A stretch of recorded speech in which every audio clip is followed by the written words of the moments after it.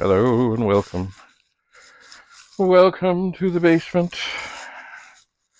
I'm going through some vintage albums. I am. Oh, I am indeed. It perhaps does not help, but what I have going on here means that, or the way I'm doing it, means that if I go to actually read this thing, you don't have much to look at. Ooh, here's something funny. That should be interesting. This should be. Bob Booker and Earl Dowd present The First Family, featuring Vaughn Meader with Earl Dowd, Naomi Barosat with Bob Booker, Norma Macmillan.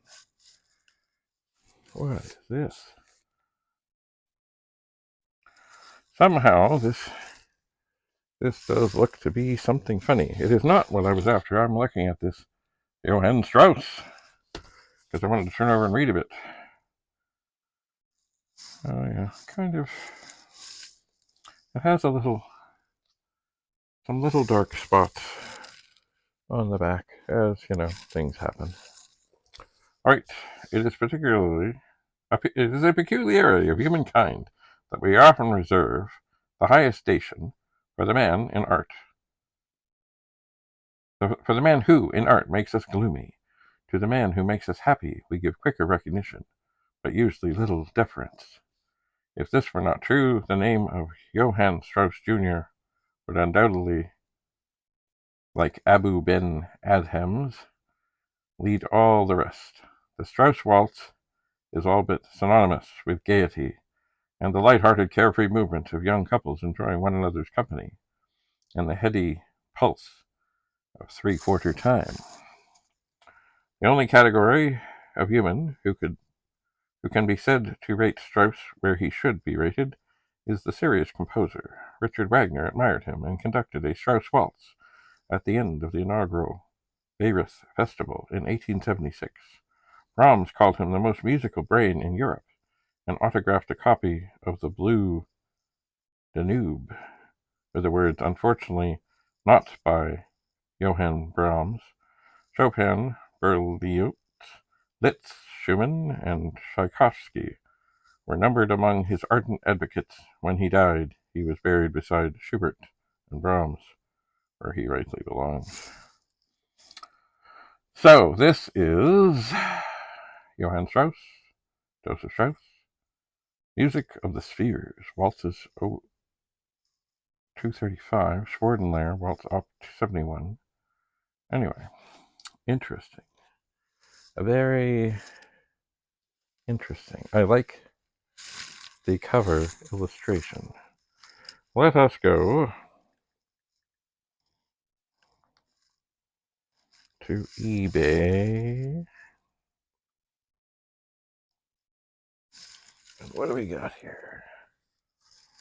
Johann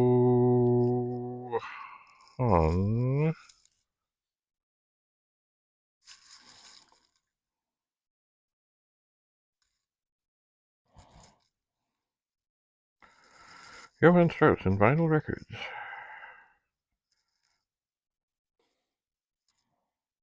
So let's see here. I'm looking for a powerful illustration, which I do not see. Anyway, they seem to be modestly priced. But of course, there's much shipping to be had. Maybe there's something more I could put into this to get a better search. Let us see. What does it say here?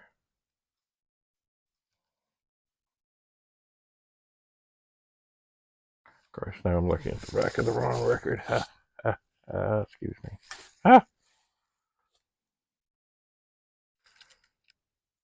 Fledermaus.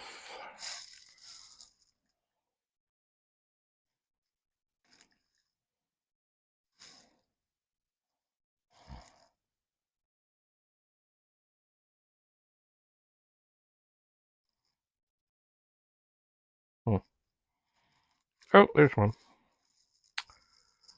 $13.72 plus $28.23 for shipping from the United States, which basically means $50 Canadian. It does.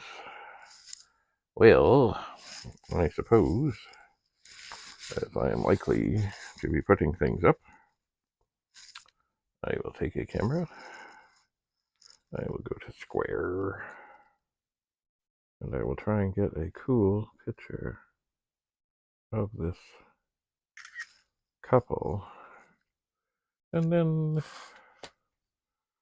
I will see about getting more without getting in the way here of the album, and then leaning the phone down,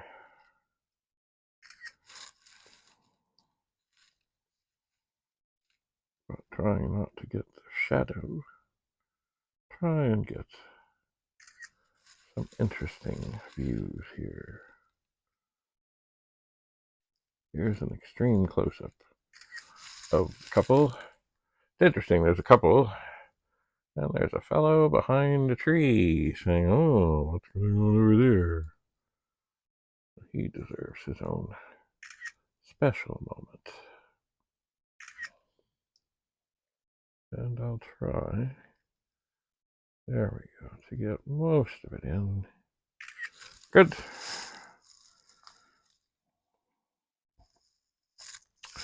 Very, very good. So here is the record in question. All right, well, I'm not sure how my battery's doing. I'm not sure how my memory is doing. So, that's it for now. I'll see you again. You have a lovely, lovely day. And if you're into these old records, send me a message. I'm reasonable. Have a lovely day. Bye for now. Always a pleasure. Always, always, always. Ugh.